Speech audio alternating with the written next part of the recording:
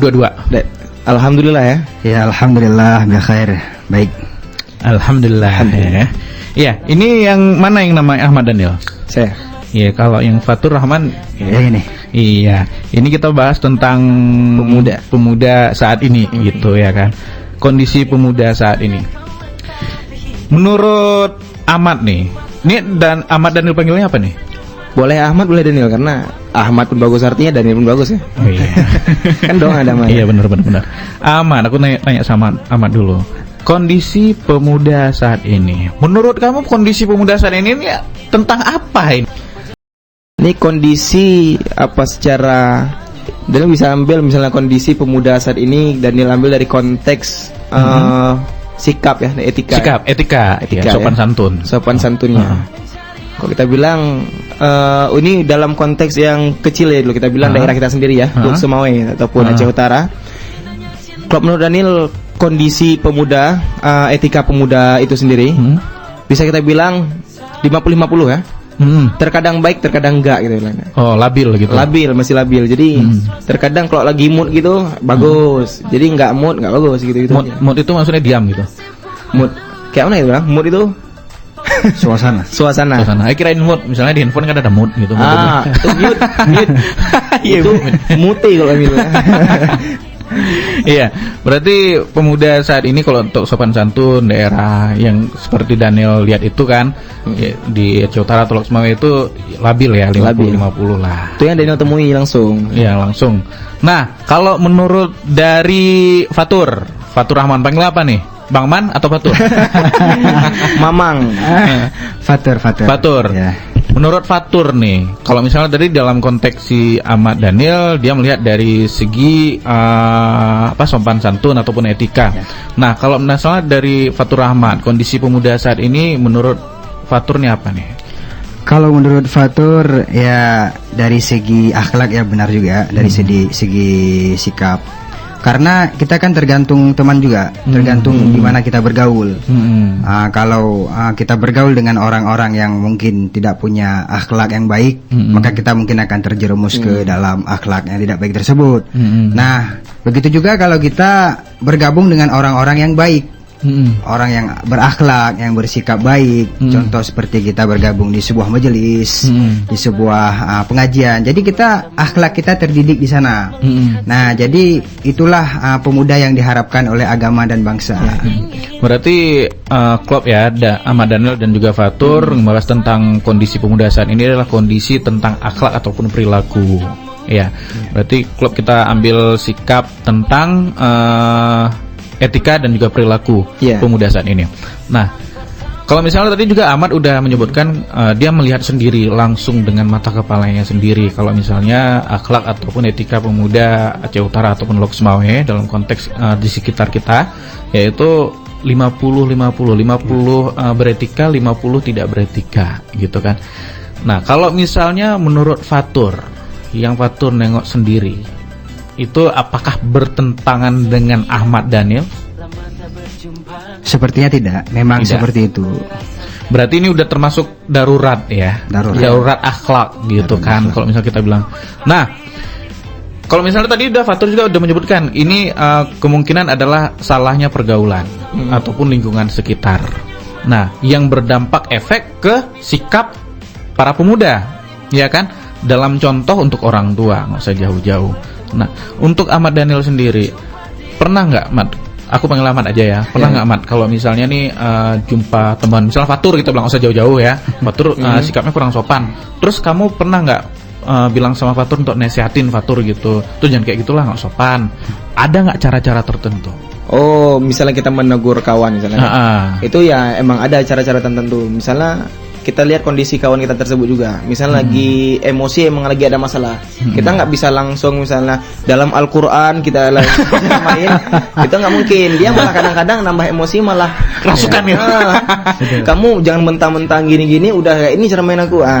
Jadi kita kenapa? Kita tanya dulu kondisi dia kenapa, baru kita masukin oh kalau gini lebih bagus kayak gini, ngapain kayak gini juga. Ya, jadi nasihatinnya sesuai dengan kondisi dia. Betul. Kenapa bisa jadi emosi ataupun kenapa bisa berperilaku seperti itu. Itu menurut Daniel sendiri. Mungkin dari Fatur berbeda ataupun ada cara-cara yang lebih manis ya. Untuk menegur teman yang mungkin perilakunya agak kurang enak dilihat gitu. Kalau menurut Fatur itu kita itu lebih kepada mengajak Ngajak untuk apa nih? Mengajak Mobile untuk- Legend? Enggak.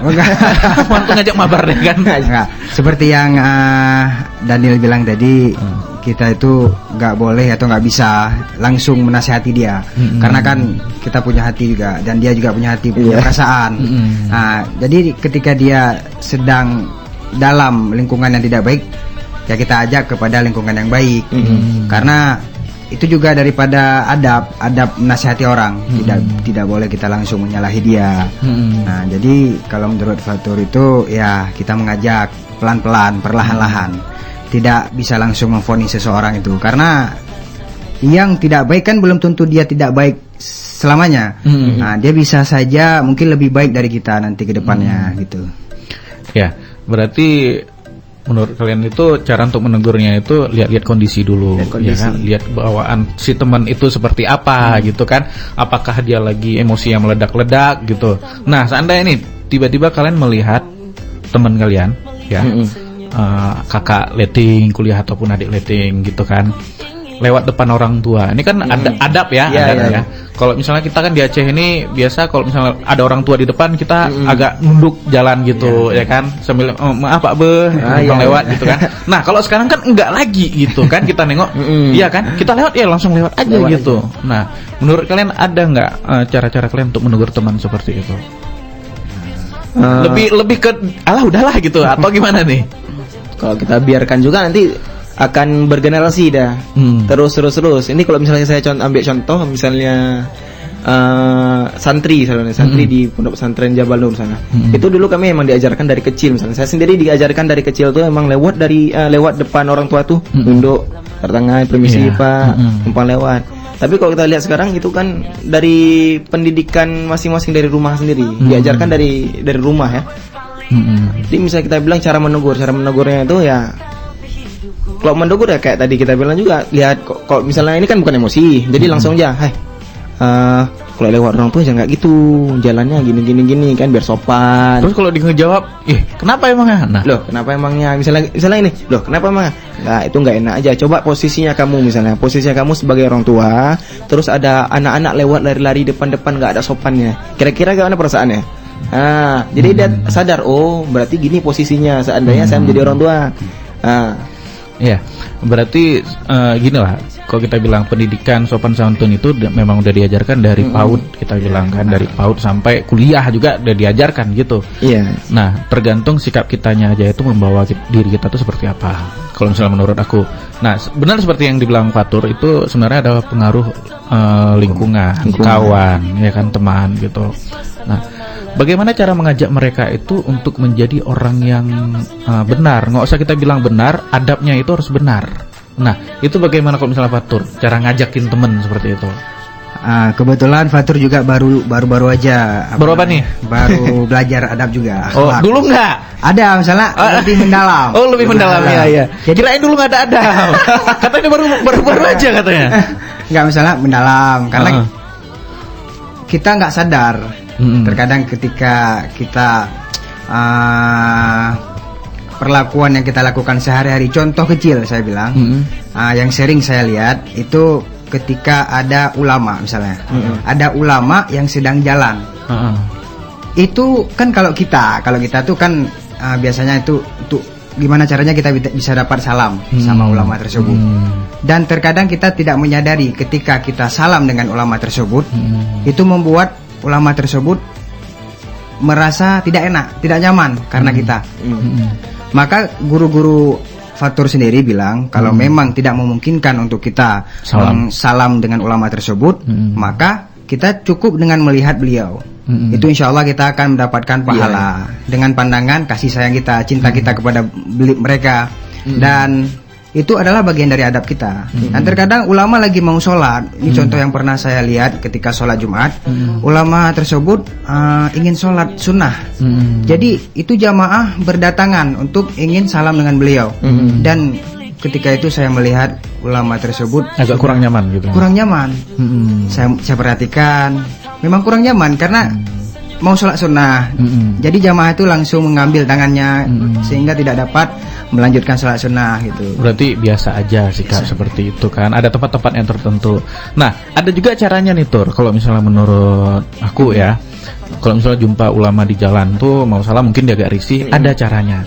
Datangin aja, Assalamualaikum Tengku. Iya kan? Pasti ngejawab Waalaikumsalam. Standar. Langsung salamnya. Oh nja. Kan seperti itu. Nah, ini kaji Tengku dong berangkat sih. Biasa kayak gitu. Kalau misalnya abang seperti itu, kok jumpa dengan orang yang lebih tua, itu tetap datangi. Ya, tetap kasih salam. Kan nggak mungkin juga kita pakai celana pendek kasih salam. Itu kan adab dalam bergaul sudah seperti itu kan. Yang penting karena kita Islam adalah apalagi menganut mazhab Hanafi dan Syafi'i, ya tetap mengatakan assalamualaikum kalau asal jumpa dengan teman ataupun orang yang lebih tua gitu. Tapi kok sekarang kan udah nggak, jarang gitu kan. Apalagi jumpa di warkop, ya kan? Jumpa, apa kabar guys? Kan? Apa kaps guys gitu kan. Dan itu sebenarnya pengaruh dari apa namanya, lingkungan seperti bisa dibilang juga, atau pergaulan yang salah.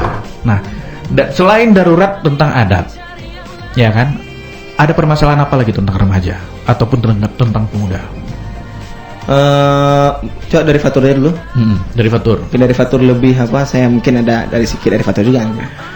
Dari Fatur. Ya dari Fatur, Fatur Chan. Kalau dari Fatur itu mungkin dari segi tontonan. Apa yang dari segi tontonan pemuda zaman sekarang. Itu dari segi tontonannya mungkin sekarang lebih menyukai yang namanya musik. Nah, yang namanya musik. Kemudian yang sekarang kita takutkan adalah di musik-musik tersebut ada terselipkan pesan-pesan yang tidak bagus. Nah, karena Fatur kan pengguna Instagram. Jadi pengguna Instagram kan ada yang namanya story, snap atau cerita.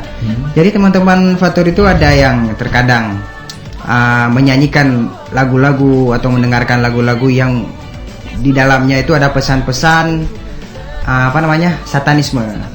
Ya, yang sekarang mungkin lagi ngeri-ngerinya. Dan terkadang juga yang ditonton itu kan terkadang pemerannya itu kan, maaf cakap, kadang itu ada yang pemuja satanisme. Kan itu ada tuh yang teman-teman mungkin terkadang buat tangan kayak gini ya. Itu sangat sering sekali kita lihat. Dan itu karena tontonan, mungkin seperti itu, karena tontonan, dan menjadilah tuntunannya mereka. Maka mungkin itu aja, mungkin ada tambahan dari Daniel.